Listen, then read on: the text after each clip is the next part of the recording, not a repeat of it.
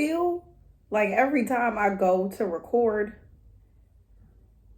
my forehead look a half a size bigger. And I'm not okay with it at all.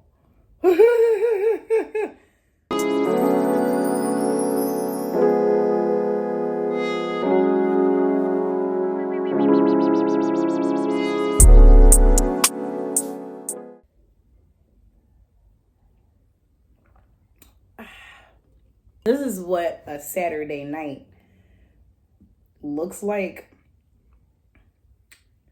when you don't care to deal with niggas. I got my wine. I have a parfait in the fridge. To top those off, I treated myself to some Biscoff ice cream bars. How can you not tell that I love myself so much? Like, when I first became single, I was like, this is so lit. This is so great. Right? It was only so lit and so great because my self-esteem was super freaking low. And a conversation at the least meant effort when it came to dating. I'm gonna say it. I gotta be honest about it, you know? Gotta be honest about it. We've grown from that point. Life gets very, very, very, very quiet when you prioritize your peace. It's very quiet in my mind. Very quiet in my phone. Very, very quiet in my phone. It's just no noise, you know? And like I said in the last video, my life is, I don't know, it's been pretty chaotic. Not because all types of things are happening to me, just chaotic in, I guess, in the terms of like lack of structure, for real. But nothing, and I mean nothing, compares to peace of mind. I do. I block niggas just for peace of mind. Is it a personal thing? Is it a me thing? Yes. But do they affect it? Yes. And I just don't feel like going crazy this winter, you know?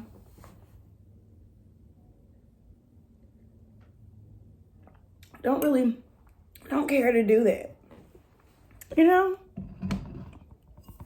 If you don't know, you should probably find out about that. Guys, I kind of feel, and these are things that I'm going to say as if they're facts. Because right here in this particular point in time, I don't feel like doing the research. So I'm going to throw some theories out there. And if it comes back that these theories are true, I'm going to refer to this video and say, hey, I theorized that. First, TikTok is an app full of intrusive thoughts. And until you're comfortable with your own intrusive thoughts, your TikTok videos will go nowhere. Like, has anyone realized that TikTok is really just like an app of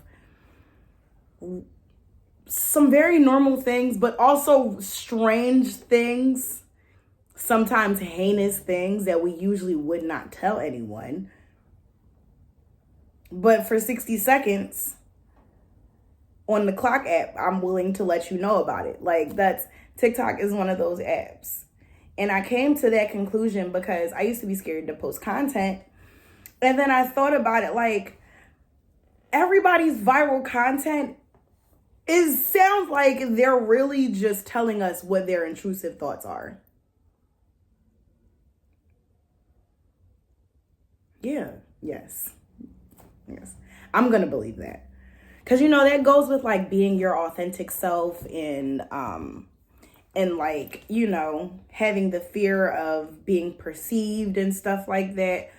I feel like I've kind of experienced that. Because I'm not going to lie, my intrusive thoughts are funny as hell.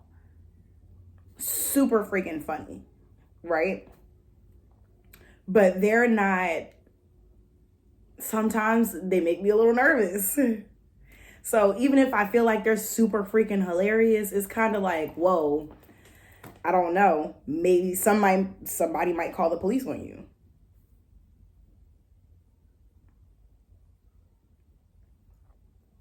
They might call the popo. So you gotta be careful. I be wanting to tell people, like, your intrusive thoughts, those are the things that they're gonna make you go viral. And when I say intrusive, I don't mean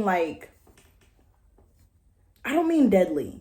Like, I don't mean like bringing actual harm to people. Like you. Okay, this is an example because I actually did this. Like, you talking to a man and you sitting in his face, and out of nowhere, you just think of the first time you saw his butt. Now you can't stop laughing. And it's not like you wanted to think about the first time you saw his butt. It's just, that's pretty fucking hilarious. It's pretty funny.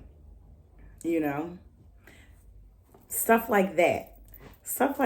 But sometimes it feels too weird to say, the first time I saw a nigga's butt was hilarious. Like, it's one of those types of things. That was actually an intrusive thought of mine. And I finally, because I was thinking about it for days, and I was cracking up for days. Like, wow, niggas' butts be like so funny.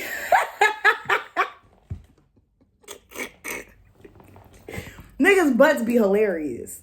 Next one. Veneers have really, really, really, really clouded our judgment. And when I say our, I mean my. Because yellow teeth are a thing. They're a thing.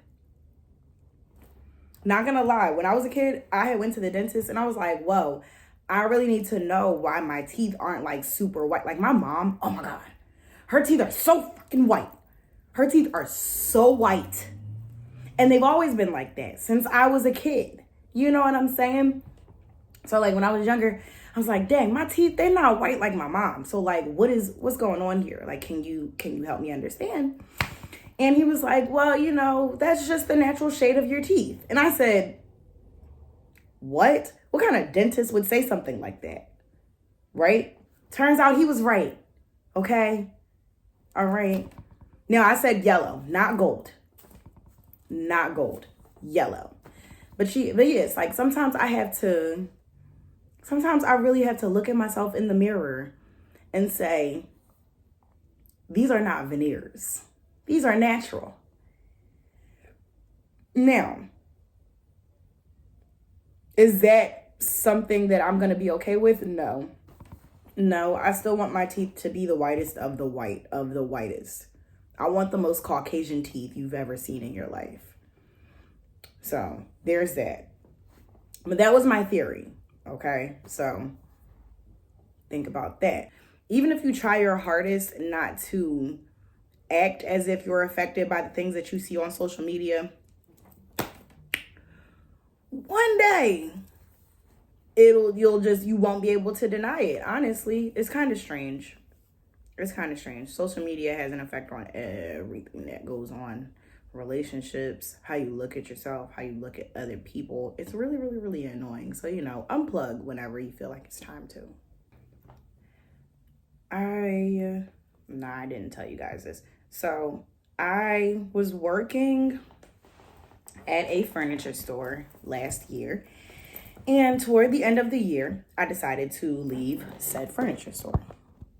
Right? Now, I left that furniture store because I felt like it was going to interfere with my purpose. I felt like it was just not enough, but mainly the pressure that comes with improving and getting better started to get to me. And I've run away from a lot of the things that I love. I've run away from a lot of the things that I thoroughly enjoy doing because the pressure of it was just a bit too much for me. So, I remember telling you guys I ended up getting 2 and 3 jobs and everything like that. And that sales job the sales job at the furniture place was one of the jobs that I ended up having, and I'm still there. So prior to me deciding to go back to the store that I'm at now, I was watching a interview with Kevin Hart and George Lopez. It's on Kevin Hart's show. Unfortunately, I forget what it's called. Please forgive me. But it's on Peacock. And it's Kevin Hart's show where he's pretty much just like interviewing actors and actresses and comedians and people in Hollywood, like his friends in Hollywood and stuff like that. And he was interviewing George Lopez. Now, I don't know if y'all are going to resonate with this, but George Lopez was really like a TV dad. George Lopez was really like a TV dad for me, okay? Because he used to come on at Nick at Night, and at 9 o'clock every night, the George Lopez show would come on, and I would watch it for hours. And then they started playing the reruns on like Freeform or something, one of them channels. And as I grew into being a teenager, like I kept watching George Lopez. George Lopez got a special place in my heart, okay? So yeah, I saw that interview was on there, and under any other circumstance, I wouldn't have watched it. I would not have been interested in it at all. But for whatever reason, mind you, I don't watch any of George Lopez's like newer shows. I've seen them. They're pretty cool. Like they're kind of like on, I guess like on par. I don't even know if that's a word or if that's a phrase. They're kind of on brand. They're on brand, with like George Lopez and who he is and the show that he had before. But I don't particularly watch those newer shows. So I was intrigued enough to turn on that interview. It gets to a part where Kevin asks George Lopez, like, what led to you being so successful, or what led to you getting to where you are in comedy today, right? And he says to him, I'm going to paraphrase this because I can't remember. It was months ago at this point that I watched this interview, but the basis of it, the important part, that I'll be able to convey. But basically, he was like, I was working at this job, he prefaced it by saying, I've been a quitter my whole life. And the whole interview, it was kind of like, this is okay. This is cool or whatever. Literally, when he said the words, I've been a quitter my whole life, I thought to myself, this is why I'm watching it. I need to know whatever he's about to say, okay? So he's like, I've been a quitter my whole life. Like, that's just how I maneuvered. That's how I got through life, was being a quitter. And he said, I was working at this job, and pretty much like he was being pushed to do better. And the boss or the manager that he had at the time, he had pointed it out, and he was like, bro, you're a quitter. Like, you're a freaking quitter. You don't stick to nothing. You get good at stuff, and then you move on to the next thing. And he was like, you quit everything, and if you keep quitting, you'll never be anything in life, pretty much. George didn't want to hear anything that he was saying to him because he's young. He knows what he's trying to do with his life and blase, blase. And he's like, I don't have to take this from you. And he quits that job. So lo and behold, a little while later, George ends up he ends up venturing on to something else. But the words that his manager had said to him about being a quitter and not finishing anything, they were like ringing in his ear.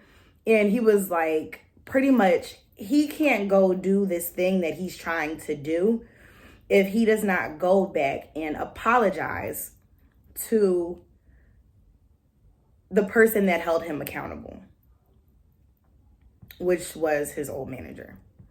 And I thought that that was something so very, very, very cool, because there aren't a lot of people that are going to say to you, hey, if you don't go back and right this wrong, nothing that you touch will prosper.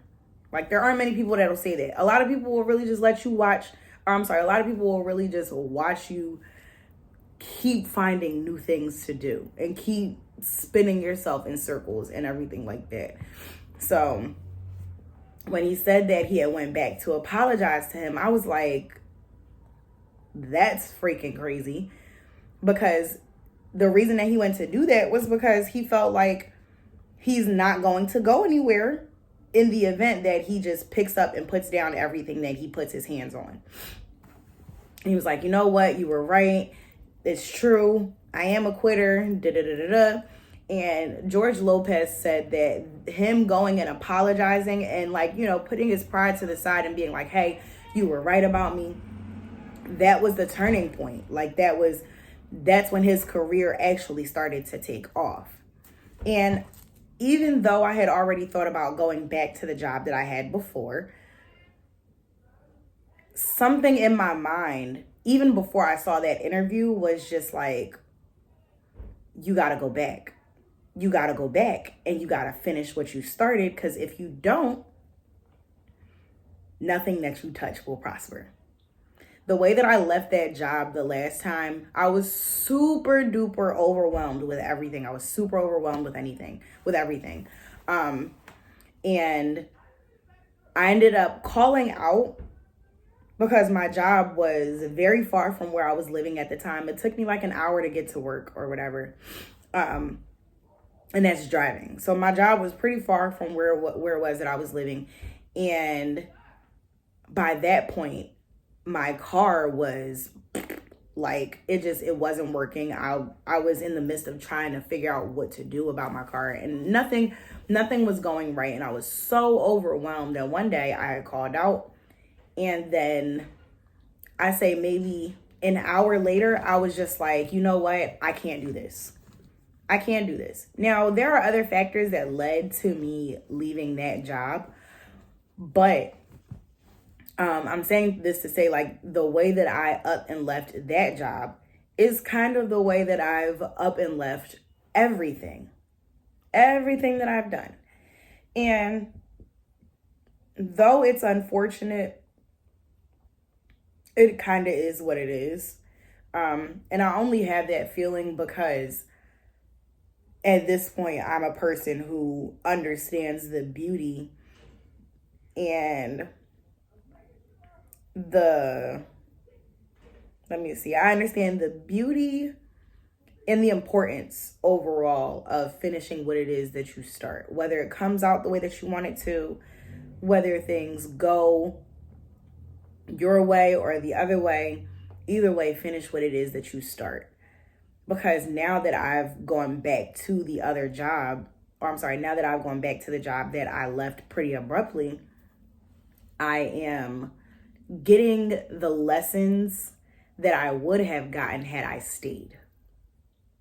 So it's kind of like I picked up right where I left off. And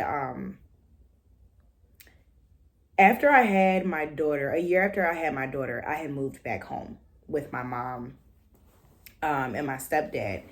And it's kind of like the same thing that is happening now with my job. Like, I felt like I moved back home and I got everything that I was supposed to get when I was 19, and I had just abruptly stopped coming home after a while.